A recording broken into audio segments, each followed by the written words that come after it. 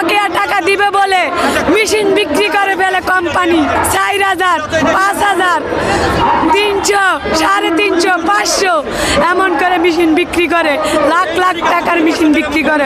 ওই টাকা কয় আমরা কোম্পানি লসে পড়েছে, তাইলে আমাদের ওই টাকা গেল কোথায়? আমরা যে শিপমেন্ট দিয়েছি ওই টাকা গেছে কোথায়?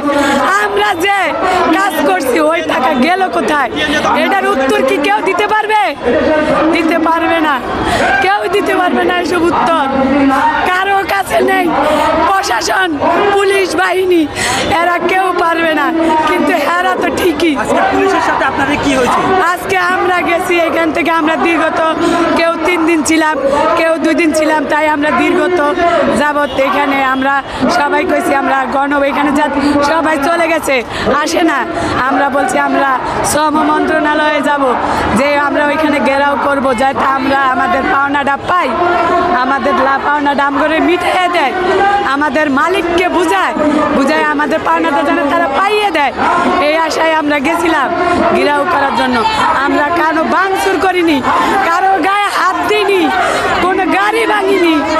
তারপরও তারা আমরা যাইতে না যাইতে তারা আমাদেরকে অ্যাটাক করলো, টিয়ার সেল ছুটলো, হামলা